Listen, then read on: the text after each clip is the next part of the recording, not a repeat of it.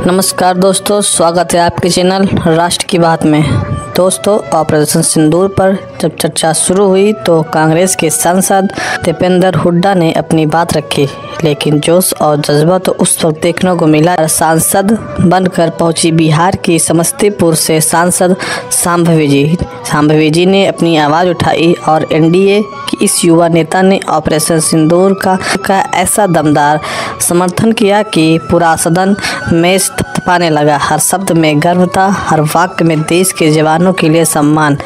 शांभवी जी का भाषण ये साबित करता है कि संसद में नई पीढ़ी आई है जो सिर्फ बोलना जानती है बल्कि सच्चाई के साथ खड़ी भी होती है। तो चलिए शुरू। सेशन में मैं भी एक सांसद 1971 में जब अमेरिका ने आंख दिखाई थी कि आप बांग्लादेश के अंदर अपनी फौज मत भेजिए, तो इंदिरा जी ने मुंह तोड़ जवाब दिया था और बांग्लादेश के अंदर हमारी फौज गई थी। आंख दिखाई हमने। परमाणु परीक्षण की जब बात आई तो चाहे इंदिरा जी के समय परमाणु परीक्षण हुआ हो, चाहे अटल जी के समय परमाणु परीक्षण हुआ हो, अमेरिका ने जब रोकने की कोशिश करी तो हिंदुस्तान ने आंख दिखाई और अमेरिका के दबाव को नहीं माना। ये वही अमेरिका है। लेकिन जब अमेरिका से हाथ मिलाने की बात आई, सपोर्ट की बात कर रहे थे, सपोर्ट का लेटर्स पढ़ रहे थे, जय पांडा भी मौजूद थे जब राष्ट्रपति ओबामा आए थे। जब मित्रता की बात आई और 26/11 हुआ मुंबई में, तो राष्ट्रपति ओबामा वॉशिंगटन से दिल्ली आए। जॉइंट संसदीय सेशन में मैं भी एक सांसद था, जय पांडा भी एक सांसद थे, और राष्ट्रपति ओबामा ने कहा कि पाकिस्तान के अंदर टेररिस्ट के सेफ हेवन को बर्दाश्त नहीं किया जाएगा और हिंदुस्तान ये साथ देने निभाने की बात। हाथ भी मिलाया 28 बार कहा कि सीज फायर हमने कराया। उससे भी चिंतनीय बात उन्होंने कहा व्यापार के धौस दे के दिखाया। बात थी आतंकवाद पे वार की, आ गई व्यापार पे। अमेरिका के राष्ट्रपति कह रहे हैं, अमेरिका के राष्ट्रपति ने केवल व्यापार तक नहीं रुके, उन्होंने कहा कि 5 जहाज गिरे, वो केवल जहाज तक भी नहीं रुके। अमेरिका के राष्ट्रपति जी ने कश्मीर का भी नाम लाया कि कश्मीर में अमेरिका की बात हुई है। और दुख की बात ये, कश्मीर के मामले में और विदेशी हस्तक्षेप के मामले में, क्योंकि इस बात पर भाजपा का, आरएसएस का भी एक स्टैंड रहा है। क्या आरएसएस की भी विदेश नीति बदल गई है? क्या आरएसएस को भी स्वीकार्य है कि अमेरिका हस्तक्षेप कर रहा है? दुख की बात और है। दुख की बात यह है कि 28 बार अमेरिका के मुखिया ने अपने मुंह से ये बात कही और लगातार कह रहे हैं, लेकिन हमारे देश के मुखिया ने एक बार भी उसका खंडन नहीं किया कि अमेरिका के राष्ट्रपति झूठ बोल रहे हैं, गलत बोल रहे हैं। अमेरिका को भी चुनना होगा, अमेरिका को भी चुनना होगा। अमेरिका को कैसे संबंध चाहिए हिंदुस्तान के साथ? दुनिया की एक शक्ति है हिंदुस्तान, भारतवर्ष को पाकिस्तान से का बराबरी नहीं कर सकता अमेरिका को भी चुनना होगा। और मैं आपसे भी कहना चाहता हूं, आपको भी रास्ता चुनना होगा। या तो आंख दिखाओ या हाथ मिलाओ, या तो बातचीत करके अमेरिका से संबंध सुधारो और डोनाल्ड को चुप कराओ, डोनाल्ड का मुंह बंद कराओ, नहीं तो हिंदुस्तान में मैकडोनाल्ड को बंद कराओ। अमेरिका को अधिकार नहीं है, दोनों घोड़ों पे सवार होकर चलने का अधिकार नहीं है। आपकी एक और बोल रहे थे, मैं एक और डिफेंस प्रिपेयर्डनेस को लेकर भी इस बीच में कहना चाहूंगा। हमने देखा आर्मी वालों ने क्या कहा, एयरफोर्स वालों ने क्या कहा। मैं दो ही पढ़ना चाहता हूं, आर्मी और एयरफोर्स। आपको सुनना पड़ेगा वो क्या कह रहे हैं। रक्षा मंत्री जी, आपकी भी 11 साल की रक्षा नीति 11 साल की, उसका रिपोर्ट कार्ड जो हम कहें उससे मत मानना, मगर जो deputy chief of army staff lieutenant general Rahul Singh ने कहा, क्या कहा उन्होंने कहा, राहुल सिंह जी की जो स्टेटमेंट आई चीन को लेकर, उसके बाद उन्होंने कहा the equipment that was supposed to be received in January has not been delivered yet. We still depend on a lot of things from outside, and if all that equipment was made available, the story may have been little different. ये उन्होंने कहा। और air marshal हमारे air marshal Amarpreet Singh, जिन पे हमें गर्व है, उन्होंने क्या कहा? उन्होंने कहा, एयर मार्शल ने, हमने नहीं, उन्होंने कहा not a single project that I can think of has been completed on time. Why should we promise something which cannot be achieved? Hooda ji, air force कह रही है, आर्मी कह रही है, और मंत्री जी केवल उन्होंने नहीं कहा स्टैंडिंग कमेटी, क्योंकि संसदीय स्टैंडिंग कमेटीज की रिपोर्ट पर आपकी सरकार ध्यान नहीं देती। 2018 की रिपोर्ट, 2023 की रिपोर्ट क्या कह रही थी आपको? आप लगातार रक्षा बजट को घटा रहे हैं, जो सही नहीं है, रक्षा बजट को बढ़ाइए। इन 11 वर्षों में रक्षा budget as a percentage of GDP और एज अ परसेंटेज ऑफ हमारा जो budget as a percentage GDP इन 11 वर्षों में रक्षा बजट 2.5% से घटकर 1.9% पे आप लेके आए। और ये जो रक्षा बजट एज ए जीडीपी के प्रतिशत में, ये रक्षा बजट 1962 के युद्ध के बाद सबसे नीचे स्तर पर आप लेके आए। और स्टैंडिंग कमेटीज आपको कह रही थी कि ये सही नहीं है। रक्षा बजट आपने कम किया, अग्निवीर जैसी योजनाएं आपने लेके आए, जिसने फौज, देश की फौज पे जिसमें हमें गर्व था, उसका हमारा मानना है कि वो फौज के लिए सही नहीं थी। लेकिन उससे भी एक और दुर्भाग्यपूर्ण बात यह है कि रक्षा बजट में एयरफोर्स मॉडर्नाइजेशन के बजट में भी आपने कटौती करने का काम किया, जो राहुल जी हमारे नेता बार बार जिस बात को लेकर आपको आगाह कर रहे हैं। आज हमारे देश में 60 स्क्वाड्रन की जरूरत है, 60 स्क्वाड्रन की, जो एयर मार्शल बोल रहे हैं। 41 स्क्वाड्रन, 41.1 स्क्वाड्रन यूपीए के समय, हमारे समय मंजूर हुए थे 2011 में, मगर धरातल पे केवल 31 स्क्वाड्रन आज एयरफोर्स के हैं। और इन 31 स्क्वाड्रन में से भी कई स्क्वाड्रन ऐसे हैं जिसमें जैगुआर जैसे जहाज हैं। ये वही जैगुआर है जो पिछले 6 महीने में 3 जैगुआर जहाजों का क्रैश हुआ, जिसमें 2 हरियाणा के हमारे पायलट थे जिनको अपनी शहादत देनी पड़ी। हमको गर्व होता है कि आज ऑपरेशन सिंदूर पर बोलने का अवसर हमको मिला, क्योंकि इतिहास में ऑपरेशन सिंदूर को स्वर्णिम अक्षरों में लिखा जाएगा, क्योंकि विश्व स्तर पर इसने एक न्यू नॉर्मल को स्थापित किया है भारत के लिए।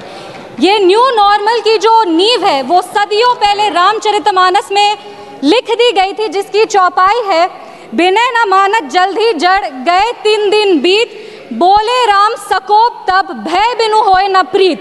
इसका अर्थ ये है कि विनय और धैर्य जरूर ही महत्वपूर्ण गुण है, पर जब धैर्य का बांध टूट जाता है तो भय के बिना उसका कोई उपचार नहीं बचता। हमारी सरकार के दृढ़ संकल्प से और सेनाओं के अदम्य शौर्य के वजह से आज एक नए भारत को विश्व स्तर पर स्थापित किया गया। ये नया भारत क्या है? ये नया भारत वो है जो शांति के लिए गौतम बुद्ध और महावीर जी के दिखाए हुए पथ पर तो चलता है, पर अगर राष्ट्र सुरक्षा की और राष्ट्र हित की बात हो तो प्रभु श्री राम के धनुष को और श्री कृष्ण के सुदर्शन चक्र को भी उठाना जानता है। आज इस चर्चा के 2 भाग हैं। पहला भाग है पहलगाम पर हुआ अटैक और दूसरा ऑपरेशन सिंदूर। पहलगाम पर जिस तरह से अटैक आतंकवादियों ने किया, वो नागरिकों पर अटैक नहीं, वो मानवता पर अटैक है। आतंकवादियों ने धन पूछकर उनकी पत्नी के सामने, माँ के सामने, परिवार के सामने, बहनों के सामने सारे जो हमारे देश के नागरिक हैं उनको मार दिया। हम लोग ये पूरा देश वो चित्र कैसे भूल सकता है जब एक नवविवाहित महिला लाल चूड़ी पहनकर अपने पति के शव के बगल में बैठी थी। इसने पूरे देश को झंझोड़ करके रख दिया था। लेकिन दुर्भाग्य की बात यह है कि आज भी हमारे देश में ऐसे लोग हैं जिनको पहलगाम से ज्यादा दुख पैलेस्टीन के लिए होता है, क्योंकि ये उनकी राजनीति को फायदा नहीं देता।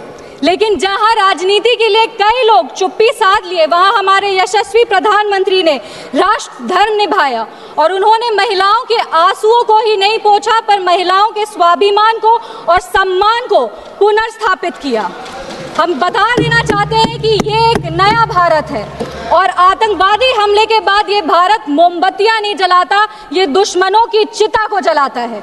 ये शांति चाहता है, पर शांति अपने शर्त पर चाहता है, और अगर अपने शर्त को नहीं पूरा किया जाए तो डिप्लोमेसी से डिस्ट्रक्शन तक का भी रास्ता जानता है। इसी बात पर हम एक शायरी कहना चाहेंगे, खतों का दौर गया अब फरमान भेजे जाते हैं, जो करते हैं भारत की आत्मा परवार वो सीधे कब्रिस्तान भेजे जाते हैं। अभी अपने कांग्रेस के साथियों का बात सुन रही थी और वो कह रहे थे कि 1971 में इंदिरा गांधी ने ये किया है, 1971 में इंदिरा गांधी ने वो किया, पर वो कभी भी 1971 का क्रेडिट बिहार के बेटे जगजीवन राम जी को नहीं देते हैं, जो तब के रक्षा मंत्री थे।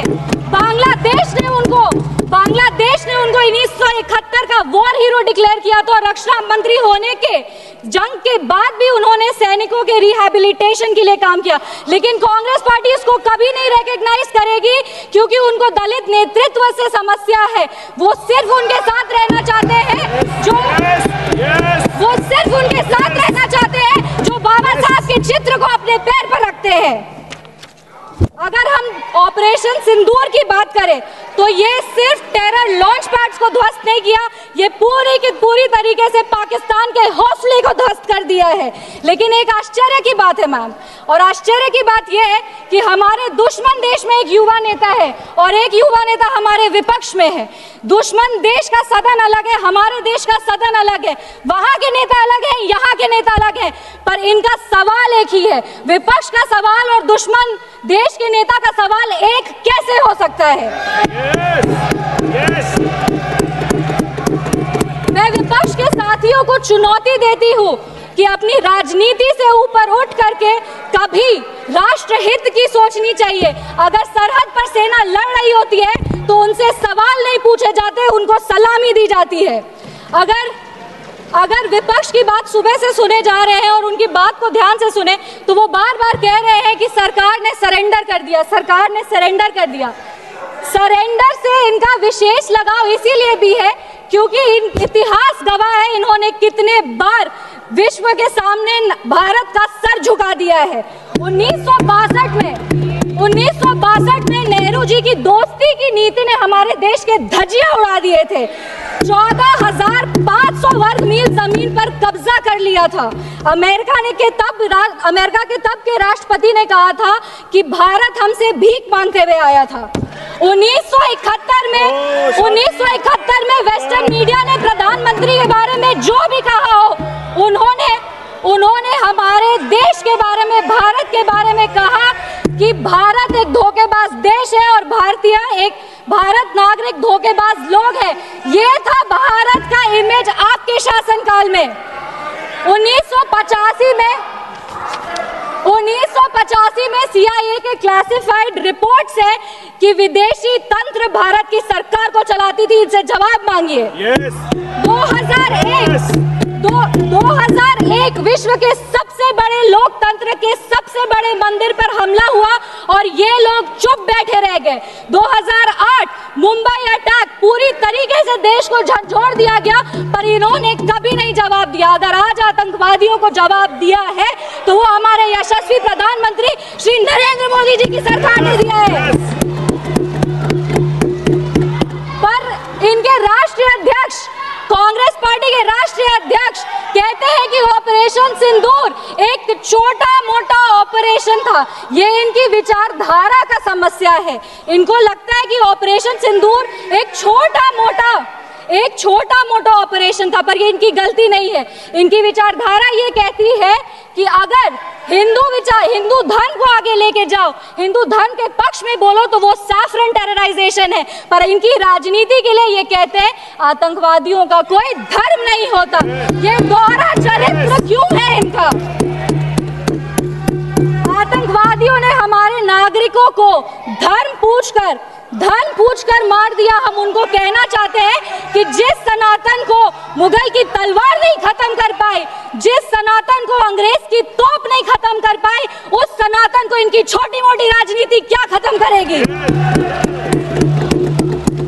आतंकवादियों ने जब हमारे भाई लोग को मारा तो उनको मारने के पहले बोला कलमा पढ़ के सुनाओ। उन नागरिक की बहन होने के नाते, इस देश की बेटी होने के नाते हम उनको महाभारत सुनाना चाहते हैं। महाभारत सत्य और धर्म की लड़ाई जरूर है, लेकिन महाभारत द्रौपदी के प्रतिशोध का भी प्रतीक है। द्रौपदी का बदला महाभारत है और हमारी संस्कृति में है। अगर नारी सम्मान में त्रुटि होगी तो फिर से महाभारत रचा जाएगा। और महाभारत में लिखा है धर्मो रक्षति रक्षतः, जो धर्म की रक्षा करते हैं धर्म भी उन्हीं की रक्षा करता है। विशेष रूप से हम धन्यवाद देंगे हमारे यशस्वी प्रधानमंत्री श्री नरेंद्र मोदी जी का, जिन्होंने ऑपरेशन सिंदूर का नाम ऑपरेशन सिंदूर रखकर पूरी दुनिया को बता दिया है कि एक चुटकी सिंदूर की कीमत क्या होती है। और जिसने हमारी महिलाओं के, इस देश की बेटियों के, हमारी बहनों के सिंदूर को उजागर किया, उसको हमारी सरकार ने, हमारी सेना ने मिट्टी में मिला दिया है। अपने वाणी को विराम देने के पहले बस एक पंक्ति पढ़ेंगे।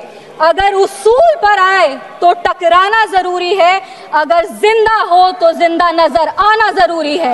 भारत एक जिंदा देश है, उसकी रगों में अखंडता का और एकता का खून दौड़ रहा है और जब जब भारत की अखंडता पे और एकता पर प्रहार होगा, भारत एकजुट होकर के मुंह तोड़ जवाब देगा।